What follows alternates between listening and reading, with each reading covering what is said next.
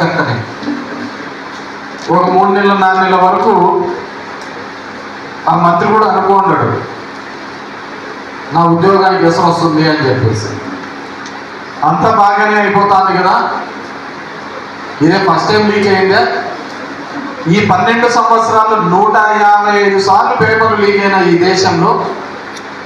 అయినా ఎప్పుడు పేపర్లు లీక్ అయినాయి కానీ ఎప్పుడు ఎవడు కానీ బాధ్యత తీసుకునేది ఏం లేదు కదా. నన్ను ఏం చేస్తానులే అని చెప్పి పాపం ధర్మేంద్ర ప్రధాన్ భావించింది. ఒక 4 నెలల ముందు వరకు 1 రోజు 2 రోజులు 3 రోజులు 4 రోజులు 20 రోజులు కూర్చున్నాడు, పట్టించుకోలే. ఒక రోజు వచ్చినారు పోలీసులు, వచ్చినారు రాత్రికి, తెల్లారి వచ్చినారు యూనిఫామ్ లేకుండా వచ్చి ఎత్తుకోపోయినారు. సొంత మార్చి ఎత్తకపోయినాంలే ఇదేం నడుస్తుందిలే అని చెప్పేసి అనుకున్నాను. నువ్వు చెప్పలే, నేను చెప్పలే, ఎవరు చెప్పలే.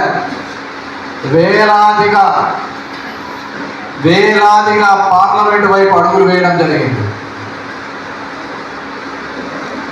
అడ్డుకోవడానికి బాష్పవాయువులు ఉపయోగించినారు.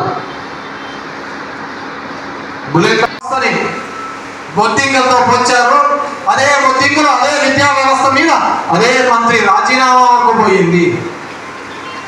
ఇవన్నీ భవిష్యత్తు తరాలకు ఒక గుణపాఠంగా నెరవేరుతాయి. ఎప్పుడైపోయింది అకౌంటబిలిటీ తీసుకోవడం. ఎప్పుడైనా గతంలో రైలు ప్రమాదాలు జరిగినప్పుడు రైల్వే మంత్రులు తీసుకునేవాళ్ళు. ఎక్కడైనా కల్తీ సారాతో చనిపోయినప్పుడు ఎక్సైజ్ మంత్రి రాజీనామా చేసేవాళ్ళు. నాకు తెలిసి చివరిసారి ఏంటంటే ఆ బాంబేలో జరిగినప్పుడు, ఉగ్రవాదం జరిగినప్పుడు, దాడి జరిగినప్పుడు అప్పుడున్న హోంమంత్రి అదేవిధంగా ముఖ్యమంత్రి ఇద్దరు రాజీనామా చేసినారు కాంగ్రెస్ ప్రభుత్వం.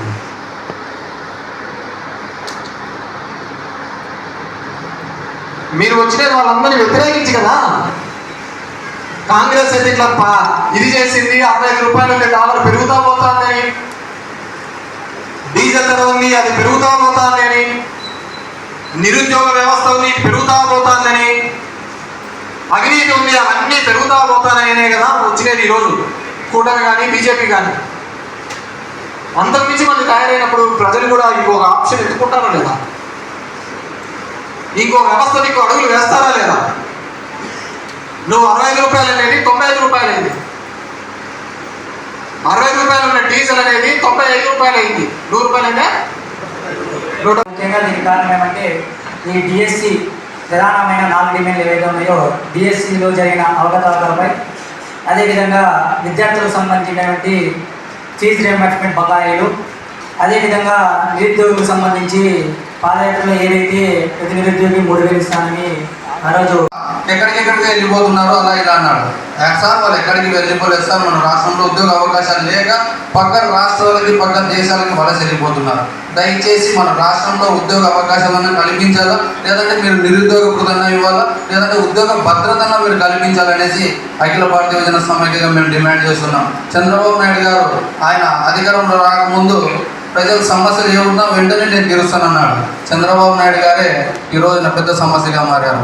ఆయనకు ఒకటే తెలియజేస్తున్నాం చంద్రబాబు నాయుడు గారికి, సార్ మీరు ఉద్యోగాలు, నిరుద్యోగ వృద్ధి, అలాగే మహిళల తర్వాత డిఎస్సి అక్రమాలపై ఈరోజు నిర్వహిస్తున్న ఈ రౌండ్ టేబుల్ కాన్ఫరెన్స్లో ముందుగా క్లుప్తంగా ఒక్కొక్క దాని మీద మాకు ఫీజు రియంబర్స్మెంట్ అనేది వైఎస్ రాజశేఖర రెడ్డి గారు ప్రతి నిరుపేద కుటుంబం నుంచి ప్రతి ఒక్కరూ ఉన్నత చదువులు చదవాలని, చదువు కోసం అప్పు చేయకూడదని చెప్పేసి ఓ మహోన్నతమైన కార్యక్రమాన్ని తీసుకొచ్చి ప్రతి పేదవాడిని కూడా ఈరోజు ఇంజనీరు, డాక్టర్గా, సాఫ్ట్వేర్ ఇంజనీర్లు ఇంతమంది ఈరోజు తయారైనారంటే అది ఆ రోజు రాజశేఖర రెడ్డి గారు ప్రవేశపెట్టిన పథకం వారు.